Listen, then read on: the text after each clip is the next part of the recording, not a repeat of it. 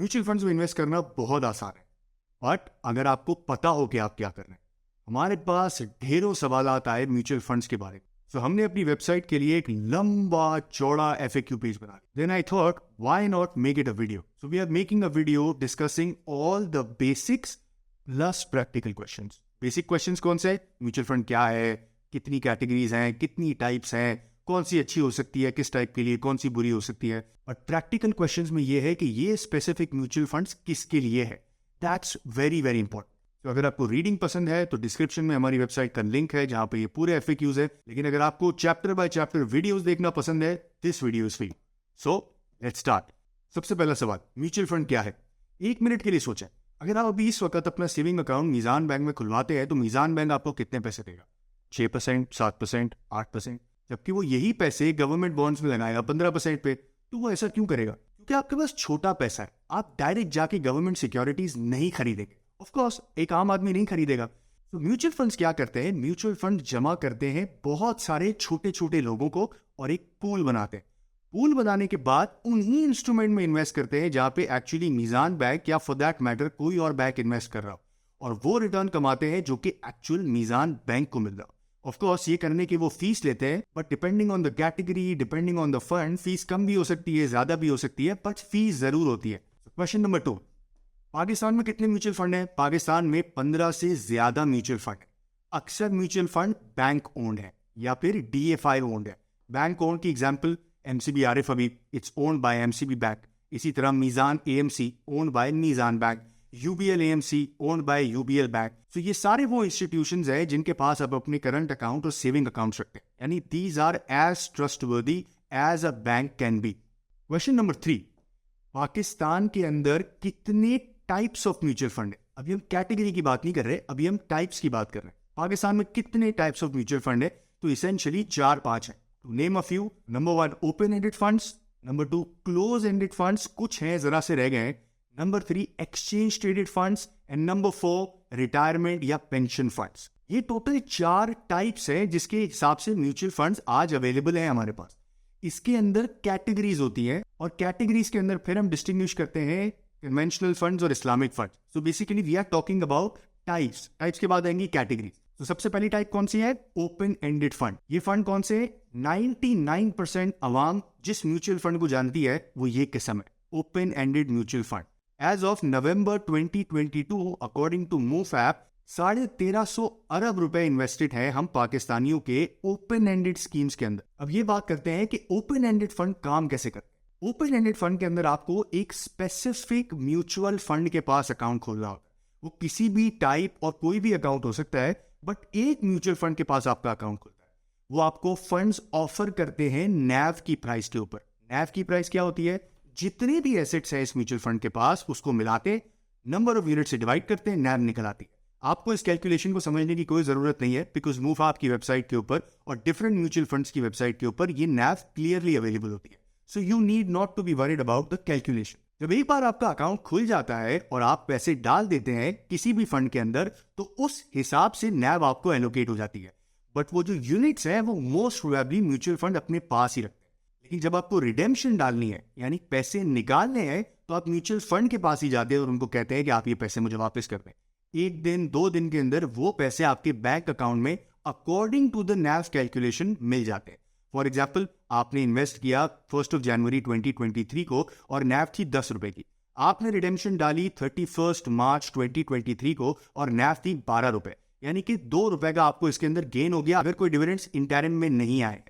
But आपको लेना और बेचना NAV दोनों सेम म्यूचुअल फंड के पास से ही हो सकता है। और ये जो फीसेस का आप नाम सुनते हैं, expense ratio, front end load, sales load, back end load, ये सारे के सारे ओपन एंडेड फंड्स पे अप्लाई होते हैं। हर फंड की एक डिफरेंट फी होती है और हर फंड के ऊपर ये front end back and apply नहीं होता है। वो किस पे होता है वो हम आगे जाके बात करेंगे, बट यही वो फंड्स हैं जो कि एक्चुअली चार्ज करते हैं। As I told you before, 99% of the अवाम ओपन एंडेड फंड को ही म्यूचुअल फंड कहते हैं और उनके लिए यही म्यूचुअल फंड की सबसे बड़ी कैटेगरी है और ओनली कैटेगरी है। But there is one more category, that's called close end funds. कुछ सालों पहले ये बहुत आम हुआ करते थे। क्लोज एंड फंड में क्या होता है? बेसिकली प्रिंसिपल सेम है, बहुत सारे इन्वेस्टर्स के पैसे जमा करते हैं और इन्वेस्ट करते हैं। अक्सर और बेशतर क्लोज एंड फंड्स पाकिस्तान के अंदर स्टॉक मार्केट में ऑपरेट करते हैं। यूजुअली अगर कोई बहुत बड़ी अपॉर्चुनिटी नजर आती है फंड मैनेजर को, तो वो एक क्लोज एंड फंड क्रिएट करता है। उसमें होता क्या है, inflow to the fund directly एक बार होता है। आप म्यूचुअल फंड्स के पास गए, म्यूचुअल फंड कहते हैं कि हम एक क्लोज एंड फंड आपको ऑफर कर रहे हैं, आपने फॉर एग्जांपल 10 रुपए की नैव के हिसाब से लाख रुपए उसमें इन्वेस्ट कर दिए। अब आप रिडेम्पशन म्यूचुअल फंड्स को नहीं डाल सकते, instead close end fund listed होते हैं स्टॉक मार्केट्स के ऊपर। तो अगर आपको बेचना है तो आप बेच के निकल सकते हैं। बट जैसे मैंने बताया था, ओपन एंडेड फंड के अंदर नैव इज द क्लोजिंग प्राइस और उसी पे आपको पैसे वापस मिलते हैं। क्लोज एंड फंड्स में ऐसा नहीं होता। हो सकता है कि क्लोज एंड फंड के पास कोई ऐसा एसेट हो जो कि आम बाजार में अवेलेबल नहीं है। फॉर एग्जाम्पल, उनके पास 10% पड़ा है पीएसओ का, और पीएसओ रोज पे रोज कैप लगते जा रहे हैं। तो हो सकता है फॉर द टाइम भी स्टॉक मार्केट के अंदर उस फंड की स्टॉक मार्केट प्राइस और नैव में फर्क हो, यानी स्टॉक मार्केट प्राइस ऊपर हो और नैव नीचे हो। और अक्सर ऐसा होता है क्योंकि आप डायरेक्टली म्यूचुअल फंड्स को नहीं बेच सकते, कुछ 30-35% का डिस्काउंट चलता है। यानी कि अगर 10 रुपए की नैव है तो 6.5 रुपए का ये फंड आपको अवेलेबल होगा स्टॉक मार्केट के अंदर। इन्वेस्टर्स के लिए बहुत अच्छी बात है कि उनको 35% की अपसाइड फौरन मिल जाती है। बट यूजुअली अगर ये फंड ओपन ना हो रहा हो, जिसके बारे में अभी मैं आपको बताऊंगा, तो इस रिटर्न की 35-40% की कोई वैल्यू नहीं रहती। कुछ सालों पहले म्यूचुअल फंड्स को एसईसीपी ने परमिशन दी कि आप अपने फंड्स को ओपन कर सकते हैं। सो बहुत सारे क्लोज एंड फंड्स ओपन हो गए। एक टाइम पीरियड आया और उसके अंदर क्लोज एंड फंड को ओपन एंड फंड में कन्वर्ट कर दिया गया। फायदा क्या हुआ, वो इन्वेस्टर्स जिन्होंने 35-40% नीचे नैव की प्राइस से स्टॉक मार्केट में ले लिया था, उनको पूरी प्राइस मिली। सो वंस अगेन ये जो डिफरेंशियल है ये खत्म कब होता है, जब आपका क्लोज एंड फंड ओपन होने जा रहा। पाकिस्तान में मेरी नॉलेज के हिसाब से इस वक्त सिर्फ 2 क्लोज एंड फंड्स रह गए। आई थिंक एचबीएल एसेट के ये दोनों फंड है, एचबीएल ग्रोथ फंड और एचबीएल इन्वेस्टमेंट फंड। और क्योंकि इसमें गवर्नमेंट की बहुत सारी होल्डिंग्स हैं, जैसे पीएसओ, ओजीडीसी, एसएनजीपी, जो ये लोग बेच नहीं सकते किसी रेगुलेशन के हिसाब से, सो ये फंड शायद ओपन ना हो। But don't hold me to that, you have to do your own research before getting into that. But अब क्लोज एंड फंड्स इतने ज्यादा रह नहीं गए, और इसीलिए इनकी जो एसेट अंडर मैनेजमेंट है वो every year is going down, या उसी जगह पे खड़ी है जहां पे थी। सो this was closed end funds. This brings us to the next category, which is pension fund या retirement fund. Pension funds और retirement funds पाकिस्तान में बहुत छोटे हैं। मैंने आपको बताया था कि ओपन एंडेड फंड के अंदर कोई 1350 अरब रुपए है इन्वेस्टेड। यहाँ पे as of November 2023 according to MUFAP सिर्फ 48 अरब रुपए के फंड अंडर मैनेजमेंट है।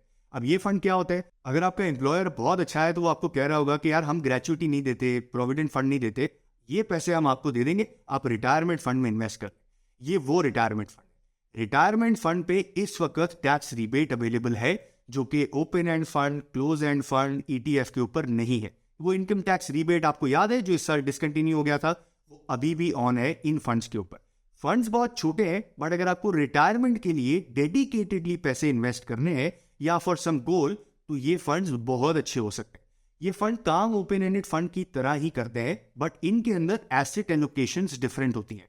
फॉर एग्जाम्पल, आप एक म्यूचुअल फंड के पास गए और आपने कहा कि मुझे रिटायरमेंट फंड अकाउंट खोल लेना है। ये वो भी फंड हो सकता है जहां पे आपने नॉर्मल म्यूचुअल फंड में अकाउंट खोला हुआ है। आपने कहा कि मुझे रिटायरमेंट फंड का एक अकाउंट खोलना है और मुझे लाख रुपए इन्वेस्ट करना है। एवरी ईयर और एवरी मंथ मैं 10,000 रुपए इन्वेस्ट करूंगा, या एवरी ईयर में लाख रुपए इन्वेस्ट करूंगा।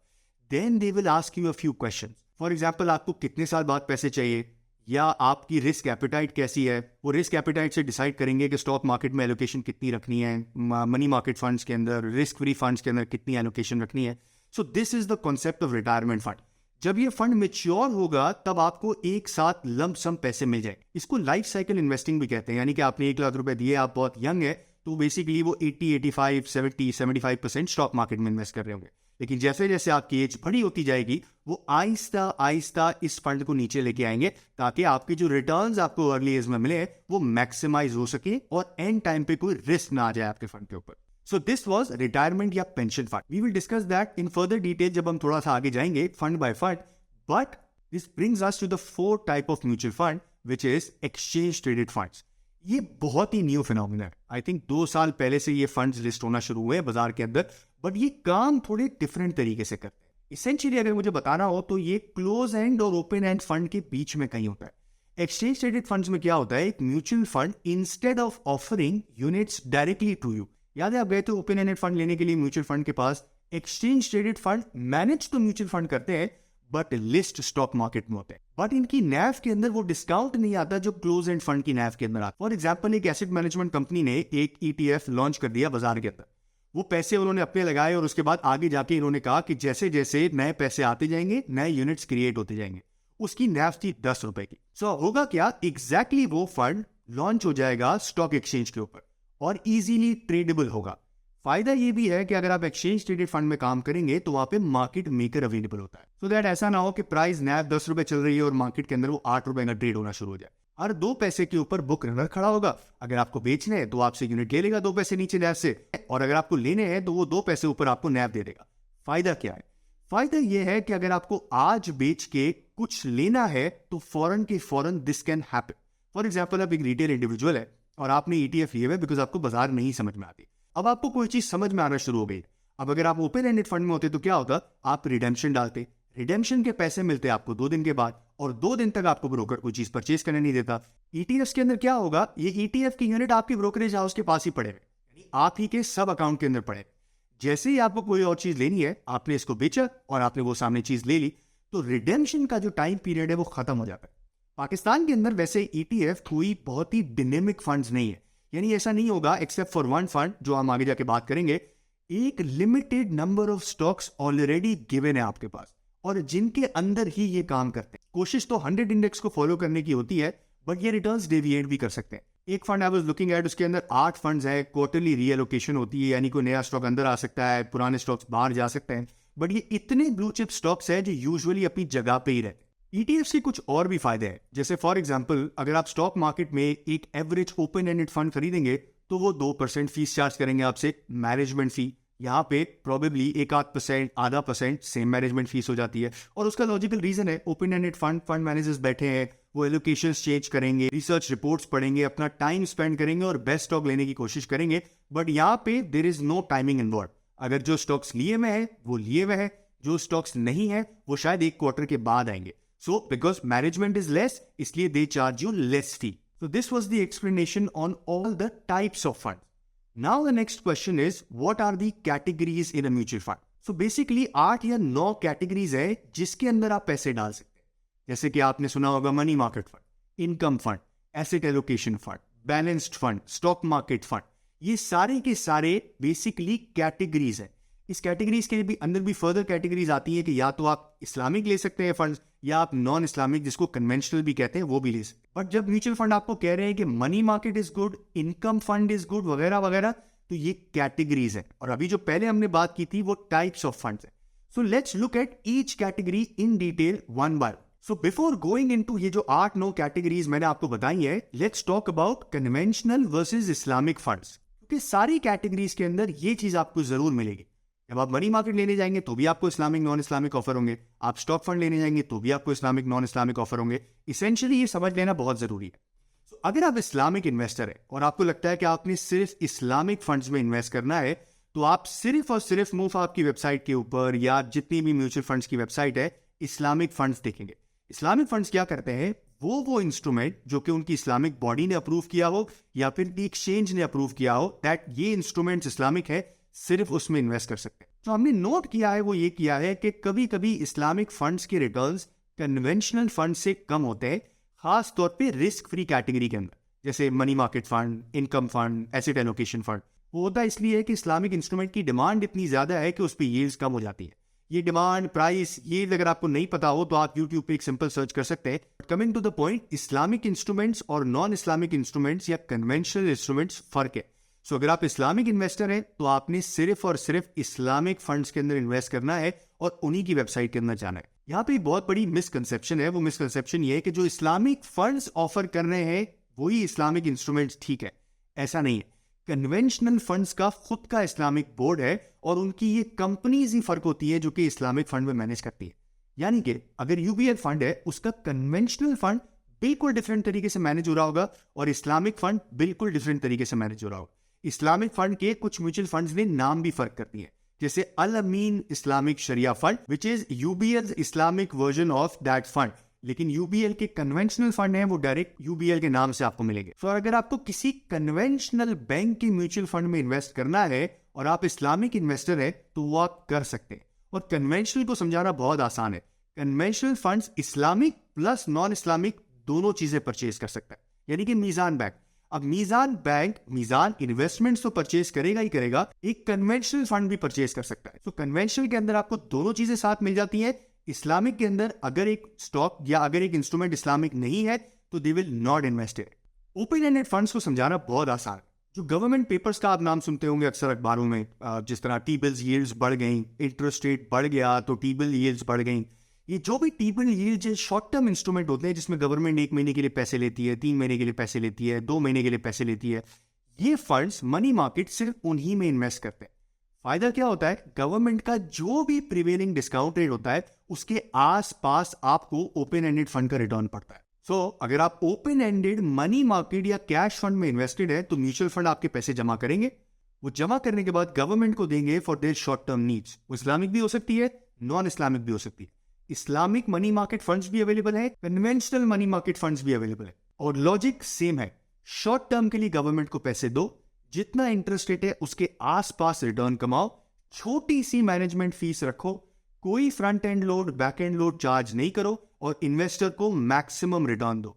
और समझाने का मकसद क्या है, ये रिस्क फ्री इंस्ट्रूमेंट्स है, इसमें आपका नुकसान ना होने के बराबर होगा, और ये 3-3 महीने पे रीप्राइस होते रहेंगे। इसी तरह अगर डिस्काउंट रेट नीचे आ रहा है तो इसकी यील्ड इंटरेस्ट रेट के साथ साथ नीचे आती रहेगी। This is how the money market works. अब आपकी स्क्रीन पे आपको नजर आ रहे होंगे इस्लामिक मनी मार्केट फंड्स के सारे नाम, और अब आपको स्क्रीन पे नजर आएगा कन्वेंशनल फंड्स के सारे नाम। If this is too much for you, pause करके देख लें, वरना जो लिंक है मेरी वेबसाइट के ऊपर वहां पे ये सारी चीजें अवेलेबल है in detail, so that you can go and check that. Money market fund के एग्जैक्टली बाद थोड़ा सा ज्यादा रिस्क फंड के अंदर आता है, वो है इनकम फंड्स या शरिया कंप्लाइंट इनकम फंड्स। अब ये फिक्स्ड इनकम फंड्स या शरिया कंप्लाइंट फिक्स्ड इनकम फंड्स क्या करते हैं, ये अपना पैसा गवर्नमेंट को उनकी शॉर्ट टर्म रिक्वायरमेंट्स देने के साथ साथ लॉन्ग टर्म पेपर भी परचेज कर सकते हैं। यहाँ पे रिटर्न्स में थोड़ी वेरिएबिलिटी हो सकती है। एक्चुअली 2022 में बहुत ज्यादा वेरिएबिलिटी थी जो मैं अभी आपको बताऊंगा, बट जैसे मनी मार्केट फंड के अंदर किसी का रिटर्न 14 होगा तो किसी का 14.25 होगा, बट ये रिटर्न सारे के सारे आसपास होंगे। बट इनकम फंड्स के अंदर ये रिटर्न बहुत वेरिएबल हो सकते हैं। उसका रीजन क्या है, उसका रीजन हो सकता है timing and the instrument they choose. Fixed income funds के अंदर एक ऐसी कैटेगरी भी है जिसको अलाउड है कि वो टीएफसी भी परचेज कर सकते हैं। टीएफसीज क्या होते हैं, टीएफसीज होते हैं, फॉर एग्जांपल मेरी एक कंपनी है, मुझे स्टॉक इशू नहीं करना है तो मैं शॉर्ट टर्म के लिए 1 साल के लिए 2 साल के लिए अपना टर्म फाइनेंस सर्टिफिकेट इशू कर दूंगा। वो टीएफसी या टर्म फाइनेंस सर्टिफिकेट मार्केट में लिस्टेड होगा और म्यूचुअल फंड्स आपस में, बैंक्स आपस में एक दूसरे को ट्रेड कर सकते हैं। बट अगर मेरे हालात खराब हो गए तो ऑफकोर्स उस इंस्ट्रूमेंट की प्राइसेस ऊपर नीचे हो सकती हैं।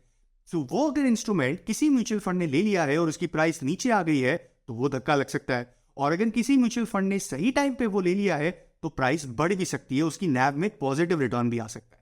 इसी तरह अगर डिस्काउंट रेट ऊपर है और एक फंड ने अपने इनकम फंड के अंदर 30, 35, 40% fixed income long term instrument पकड़ लिया, लेट्स से 15% पे, और आज उसकी यील्ड 17% हो गई है, तो इस म्यूचुअल फंड को नुकसान होगा। तो वो जब अपनी नैव शो करेगा तो उसके अंदर वो नुकसान नजर आएगा। इसी तरह अगर मैंने 15% पे ले लिया है और डिस्काउंट रेट नीचे आ जाएगा तो मुझे गेन नजर आएंगे। So this is all about आपके फंड के अंदर क्या अवेलेबल है। अगर फिक्स्ड इंस्ट्रूमेंट अवेलेबल है फॉर अ लॉन्गर टेन्योर और डिस्काउंट रेट ऊपर जा रहा है तो आपका रिटर्न कम होगा। अगर फिक्स्ड इंस्ट्रूमेंट अवेलेबल है लेकिन डिस्काउंट रेट नीचे आ रहा है तो आपका रिटर्न ज्यादा होगा। टीएफसी आपने गलत ले लिए तो उसका नुकसान आपको भरना पड़ेगा जो कि नैव में आएगा। अच्छे ले लिए तो नफा बन जाएगा। कोई म्यूचुअल फंड 35% गवर्नमेंट बॉन्ड ले लेगा, किसी को लगेगा डिस्काउंट रेट और ऊपर जा सकते हैं तो 15% ले लेगा। तो इनकम फंड्स के अंदर वेरिएबिलिटी थोड़ी ज्यादा होती है। इनकम फंड्स के अंदर भी 2-3 कैटेगरीज होती है, बट यूजुअली ऐसा देखा गया है कि वेरिएबिलिटी बहुत ज्यादा है। अब 2022 में ही देख ले, जो बेस्ट परफॉर्मिंग इनकम फंड था उसने 14.5% का रिटर्न दिया, लेकिन उसी कैटेगरी के अंदर जो वर्स्ट परफॉर्मिंग था उसने 7.5% रिटर्न दिया। सो इधर स्ट्रैटेजी मैटर्स अ लॉट। अगर आप इनकम फंड में इन्वेस्ट कर रहे हैं तो हाँ, ये थोड़ा सा ज्यादा रिस्की है और थोड़ा सा ज्यादा आपको रिटर्न बन सकता है, बट फंड टू फंड बहुत ज्यादा वेरिएबिलिटी हो सकती है रिटर्न्स के अंदर। So make sure to read FMR. अगर आपको नहीं पता है एफएमआर किस तरह पढ़ते हैं तो हमारी वेबसाइट के ऊपर एक डिटेल्ड आर्टिकल है जो एग्जैक्टली आपको बताएगा कि एफएमआर या फंड मैनेजमेंट रिपोर्ट पढ़ते कैसे हैं। सो बगैर उसको देखे इनकम फंड में आपने इन्वेस्ट नहीं करना है। अब आपको लिस्ट नजर आएगी जितने भी इनकम फंड जो कि कन्वेंशनल स्पेस में है वो कौन से हैं। और अब आपको स्क्रीन पर नजर आएंगे वो फंड्स जो कि इस्लामिक इनकम फंड्स हैं। Once again, you can pause it, look at all the names, refer to our article, वहां पे आपको ये सारी चीजें मिल जाएंगी। इसके बाद आते हैं एसेट एलोकेशन फंड।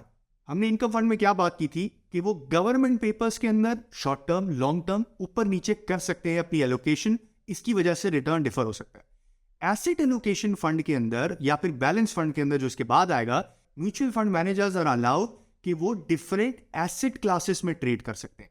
जैसे हो सकता है कि अगर एक म्यूचुअल फंड को लगे कि अभी स्टॉक मार्केट बहुत अच्छी लग रही है, तो वो कुछ पैसे उस एसेट एलोकेशन के अकॉर्डिंग टू द लिमिट, जो कि ऑफ कोर्स जब आप अकाउंट खोलेंगे आपको बताई जाएगी, उस हिसाब से डाल सकते हैं। फॉर एग्जांपल, एक म्यूचुअल फंड की लिमिट है कि वो 35% स्टॉक्स ले सकता है, और उसको नजर आता है मार्केट में कोई अपॉर्चुनिटी, वो 35% फॉरेन गवर्नमेंट बॉन्ड या गवर्नमेंट पेपर्स में से निकाल के अपने इक्विटी फंड के अंदर या डायरेक्ट इक्विटी एक्सपोजर ले लेगा। उससे होगा क्या, वंस अगेन रिटर्न वेरिएबिलिटी बहुत फर्क हो जाएगी। ऐसा तो नहीं हो सकता कि सारे म्यूचुअल फंड्स को एक टाइम पे बाजार अच्छी लग रही हो या एक टाइम पे बाजार बुरी लग रही हो सकता है एक ही फंड की सब कैटेगरीज में ऐसा हो जाए, पर हमने डिस्कस किया था 15 फंड्स है, हर फंड की डिफरेंट स्ट्रैटेजी हो सकती है। Once again, like income funds, यहाँ पे भी रिटर्न्स बहुत वेरिएबल होते हैं, और यहाँ पे डिफरेंट एसेट क्लासेस होती है इन्वेस्ट करने के लिए। आप गवर्नमेंट बॉन्ड्स में इन्वेस्ट कर सकते हैं, आप टीएफसीज में इन्वेस्ट कर सकते हैं, आप स्टॉक मार्केट में इन्वेस्ट कर सकते हैं। तो आपकी according to the fund manager जैसा उसको ठीक लगेगा वैसे वो एलोकेट करेगा fund in these types of fund. So अगर बाजार मोमेंटम में नहीं है, कोई भी बाजार, चाहे वो फिक्स्ड इनकम की मार्केट हो या स्टॉक मार्केट की मार्केट हो, अगर मोमेंटम में नहीं है तो रिटर्न फंड टू फंड बहुत ज्यादा वेरिएबल होंगे। और कितने वेरिएबल होंगे रिटर्न्स? 2022 के अंदर बेस्ट एसेट एलोकेशन ने रिटर्न दिया 16% और वर्स्ट एसेट एलोकेशन ने -14% का रिटर्न दिया। आप देख रहे हैं डिफरेंस, यानी कि ऐसा नहीं हो सकता कि आपने एसेट एलोकेशन में पैसे डाल दिए and you are okay for 1 year, 2 year, 3 year. या तो आपको उस फंड मैनेजर पे बहुत कॉन्फिडेंस हो, या तो आपने उसकी हिस्टोरिकल परफॉर्मेंस देखी हो कि यार ये बंदा जो है ना वो टर्न अराउंड कर देता है चीजों को, या फिर आपको हर महीने के हिसाब से एग्जैक्ट एलोकेशन देखनी है, और एग्जैक्ट एलोकेशन के हिसाब से आपने डिसाइड करना है कि आपने कौन से फंड के अंदर जाना है। I know it can be really difficult. आपको आज मीजान अच्छा लग रहा है, कल यूबीएल अच्छा लग रहा है, फिर एमसीबी अच्छा लग रहा है, आप सारे फंड्स के अंदर अकाउंट नहीं खोल सकते, बट कुछ फंड्स को हाईलाइट कर लें जिनको एसेट एलोकेशन में आपने इन्वेस्ट करना है, और अपनी स्ट्रैटेजी के हिसाब से एसेट एलोकेशन को यूज करें। जैसे अगर आपकी स्ट्रैटेजी है कि इस वक्त डिस्काउंट रेट बढ़ रहे हैं और मार्केट परफॉर्म नहीं करेगी, stay away from asset allocation fund, money market fund में अपने पैसे लगाएं। बट एग्जैक्टली किस तरह से ये करना है, किसके लिए मनी मार्केट फंड है, ये आगे आने वाला है चैप्टर। वंस अगेन, अब आपको नजर आएंगे जितने भी कन्वेंशनल एसेट एलोकेशन फंड्स है पाकिस्तान में, उनके नाम क्या है, और अब आपको नजर आएंगे वो फंड जो कि एसेट एलोकेशन में ऑपरेट करते हैं but from the Islamic side, उनके नाम क्या है। This brings us to the other category which is balanced fund. जो भी चीजें मैंने आपको एसेट एलोकेशन में बताई सेम की सेम अप्लाई होती है बैलेंस्ड फंड के अंदर। फर्क ये होता है एसेट एलोकेशन में एक्विटीज की लिमिट थोड़ी कम होती है, फिक्स्ड इनकम की लिमिट थोड़ी कम होती है, एक डिस्ट्रीब्यूटेड पोर्टफोलियो होता है, लेकिन बैलेंस के अंदर लिमिट होती है कि आप 70% तक आप स्टॉक्स में जा सकते हैं। अब ये किसके लिए है ये मैं आगे जाके आपको बताऊंगा जब हम प्रैक्टिकल क्वेश्चन आंसर करेंगे।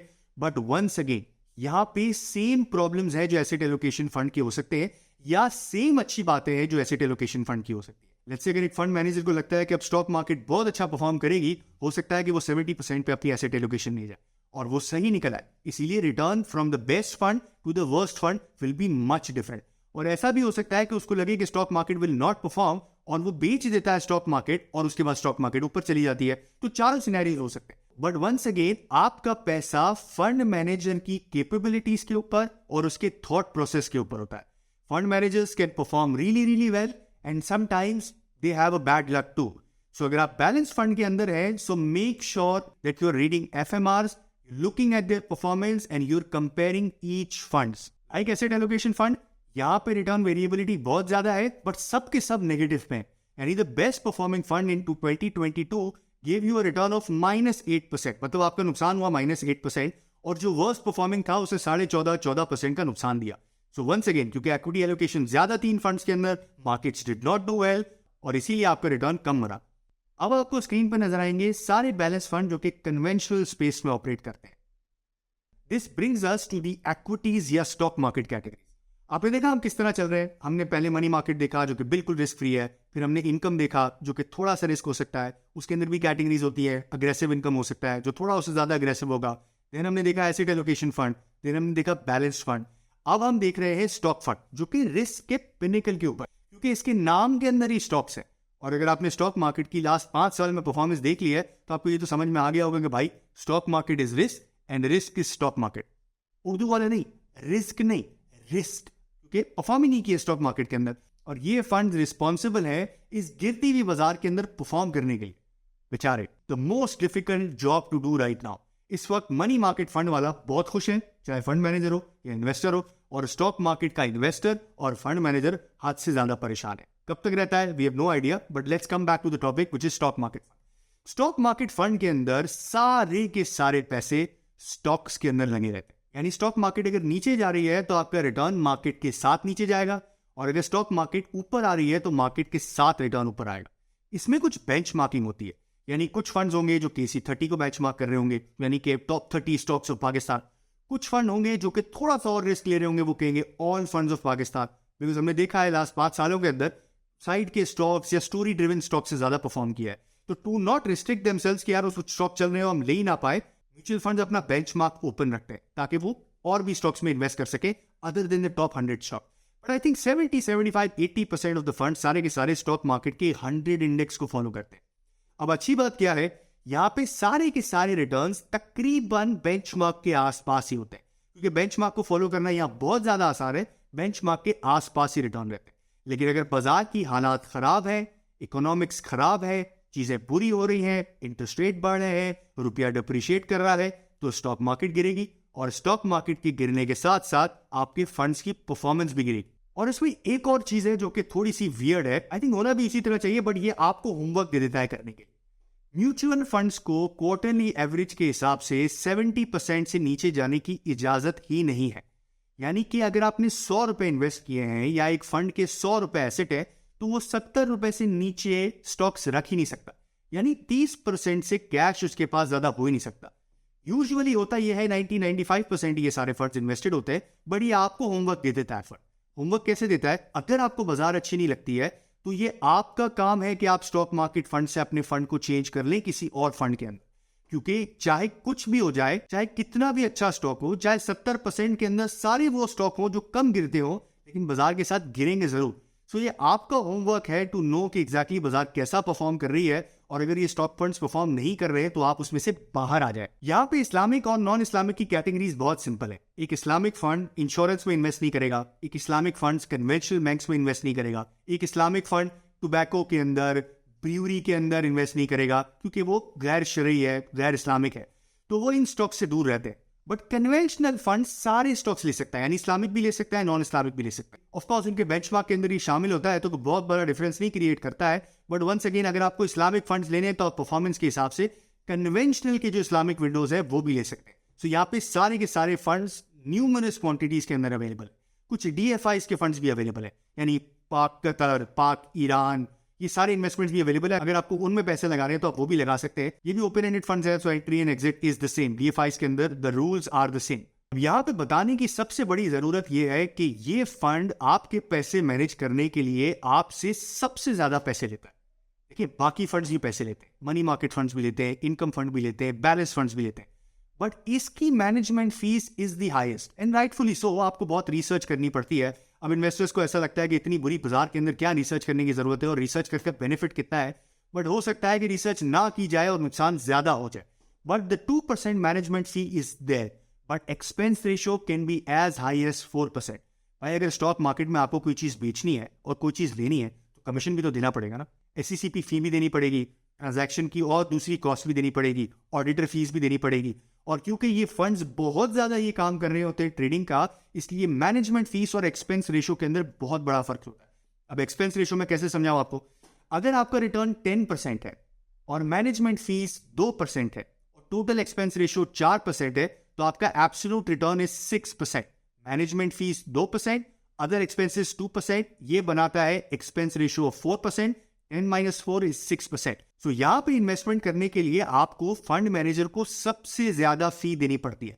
अच्छे हालात में तो ये परेशान नहीं करती फी, लेकिन बुरे हालात में बहुत परेशान करती है, क्योंकि चाहे कुछ हो ना हो, चाहे पॉजिटिव रिटर्न हो ना हो, नेगेटिव रिटर्न के अंदर भी आपको ये फी देनी है। यानी कि अगर मार्केट का रिटर्न -10% है, और क्योंकि ये मार्केट को फॉलो करते हैं और बेंचमार्क भी है, तो आपको क्या एक्सपेक्टेशन होगी कि मेरा 10% नुकसान होगा? 10 नहीं होगा, 14 होगा, 13 होगा, 14.5 होगा, depending on the expense ratio. So you have to have this in your mind. अब जो आपको लिस्ट नजर आ रही है वो सारे कन्वेंशनल फंड्स के इक्विटी या स्टॉक फंड्स की लिस्ट है. और अब जो आपको लिस्ट नजर आ रही है ये सारे के सारे इस्लामिक फंड्स की लिस्ट है. This brings us to the last category which is commodity funds. Pakistan के अंदर बहुत सारे कमोडिटी फंड्स नहीं है, इसलिए एक ही फंड है, एक ही फंड की बात करेंगे which is Meezaan gold fund. अब इस फंड की अच्छी बात क्या है? इस फंड की अच्छी बात यह है कि इसका रिटर्न डायरेक्टली कोरिलेट करता है इंटरनेशनल गोल्ड रेट से और पाकिस्तानी रुपी डिप्रिसिएशन से. यानी कि इंटरनेशनल मार्केट में अगर 10% का गोल्ड का रिटर्न आया और पाकिस्तानी रुपी 10% डिप्रिशिएट हुआ तो आपका रिटर्न हो गया 20%. इन हालात के अंदर, जिन हालात के अंदर अब है, commodity funds can be a really really good hedge, क्योंकि आप डायरेक्ट डॉलर शायद परचेज ना कर पाए और ना कोई ऐसा फंड है जो आपको 100% डॉलर इक्विटी देगा. यानी कोई ऐसा फंड नहीं है. एक फंड है जो कि 30%, 35%, 40% देता है, उस पर भी हम डिस्कस करेंगे आगे जाके. कोई ऐसा फंड नहीं है जो कि आपको 100% डॉलराइज रिटर्न दे. रिस्क क्या होता है? रिस्क ये होता है कि भाई कमोडिटी है, ऑयल ऊपर जाता है, नीचे भी आ सकता है. यहाँ पे गोल्ड केस इन पॉइंट, ऊपर जाता है, नीचे भी आ सकता है. तो ऐसा भी हो सकता है कि 20% रुपया डिप्रिशिएट हुआ लेकिन गोल्ड की प्राइस 20% नीचे आ गई तो आपका रिटर्न इसेंशियली जीरो. आपने वो 1.5% की जो मैनेजमेंट फी देनी है वो दे दिया. By the way, Meezan gold fund ने सारे एसेट क्लासेस के अंदर 2022 के अंदर सबसे बेहतरीन परफॉर्म किया. आई थिंक 29% का एब्सोल्यूट रिटर्न है after all the fees and expense ratios and everything. This was the best performing fund. Why? Because gold तो इंटरनेशनल मार्केट में कोई 2022 में बहुत ज्यादा ऊपर नीचे नहीं हुआ, लेकिन रुपया डिप्रिशिएट हो गया. अब जहां आप अच्छी बातें कर रहे हैं, एक बात बता रहे हैं यहाँ बहुत जरूरी है कि मीजान फंड के अंदर 70% आई थिंक गोल्ड का बेंचमार्क है. It's not 100%. 70%, 71-72% पे इनकी लिमिटेशन है कि इनको रखना ही रखना है. और जब ऐसा नहीं हो पाता है, यानी हो सकता है कि उनको एक ऐसा बंदा जो कि इनकम टैक्स पेयर हो, सेल्स टैक्स काट के गोल्ड के ब्रिक दे रहा हो, बिकॉज माने या ना माने सारा गोल्ड का काम ब्लैक इकोनॉमी के अंदर ही हो रहा होता है और बहुत कम डीलर्स होते हैं जो सेल्स टैक्स काट के आपको दें. और because it is an Islamic fund, they have to buy from the actual seller जो कि सेल्स टैक्स पेयर हो. तो हो सकता है कि उनको गोल्ड अवेलेबल नहीं हो मार्केट के अंदर, जो कि 2022 के अंदर हुआ. और फंड ने क्या किया? अपनी न्यू इन्वेस्टमेंट्स लेना बंद कर दी. वो इसलिए किया कि अगर न्यू इन्वेस्टमेंट वो लेते रहते तो पुराने फंड डाइल्यूट होता रहता. यानी अगर आप ऑलरेडी इन्वेस्टर थे और 70% गोल्ड लिया हुआ है, नए पैसे आने के बाद आप 50 हो जाते. तो रीजन था आपको पैसे गोल्ड में डालने का, गोल्ड फंड में डालने का, वो खत्म हो जाता. इसीलिए अक्सर और बेशतर आपको नजर आएगा कि मीजान की इन्वेस्टमेंट कभी ओपन होगी, कभी ओपन नहीं होगी. रिडेम्पशन हो रही होगी. अगर आपने पैसे लगा दिए, आप निकाल तो किसी भी टाइप पे सकते हैं, बट शायद नए फंड्स वो ना ले रहे हो. तो this is a drawback in a gold fund या in a commodity fund. But once again, this is another category जिसके अंदर सिर्फ एक फंड है जो एक कमोडिटी को ट्रैक करता है, बेंचमार्क करता है और रुपी डेप्रिसिएशन का सारा इंपैक्ट आपकी जेब में आके करता है. ये फंड रिस्क फ्री नहीं होता है, क्योंकि ऐसा भी हो सकता है कि इंटरनेशनल मार्केट के अंदर कमोडिटी 30-40% घट जाए और उस साल रुपया डिप्रिशिएट हो ही ना. इसीलिए मीजान फंड के गोल्ड रिटर्न जब आप देखेंगे, जो कि हमने अपनी वेबसाइट पे भी लगाए हैं, बहुत वेरिएबल है. गोल्ड के रिटर्न अगर ज्यादा है इंटरनेशनल मार्केट के अंदर और रुपया डिप्रिशिएट हो रहा है उस टाइम के अंदर तो बहुत अच्छा रिटर्न है. लेकिन अगर रुपया डिप्रिशिएट नहीं हो रहा है और गोल्ड वहीं खड़ा है तो कोई रिटर्न नहीं होता है. और इसी टाइप पे यूजुअली नजर आता है अगर रुपया डिप्रिशिएशन ना हो रहा हो तो इकोनॉमी भी अच्छी चल रही होती है, तो स्टॉक मार्केट में अच्छा रिटर्न होता है. So be very cautious choosing it. पूरे टाइम के अंदर you can choose it if they are open to investment. अगर they are, then this can be a very good investment. So ये थे सारे हमारे बेसिक क्वेश्चंस. अब वीडियो बहुत लंबी हो गई है, इसलिए we gonna break it into 2 parts. अगली वीडियो आएगी प्रैक्टिकल क्वेश्चंस की, और प्रैक्टिकल क्वेश्चंस के अंदर सब प्रैक्टिकल जवाब होंगे. जैसे फॉर एग्जांपल, मनी मार्केट किसके लिए है, मनी मार्केट की फी कितनी है, मनी मार्केट में कब इन्वेस्टमेंट करना चाहिए. ऑफ कोर्स ये इन्वेस्टमेंट एडवाइस नहीं होगी, बट आप किस कैटेगरी में फॉल करते हैं, we will make it easier for you to choose. हो सकता है कि आप बहुत रिस्क लेना चाहते हो लेकिन स्टॉक मार्केट फंड आपके लिए ना हो. इसी तरह सारी फीसेस किस तरह कैलकुलेट होती है, कौन सी फीस कब चार्ज होती है, all of this practical question and answer is gonna be the next video. So अगर आपको ये वीडियो अच्छी लगी हो तो please like and subscribe. Thank you.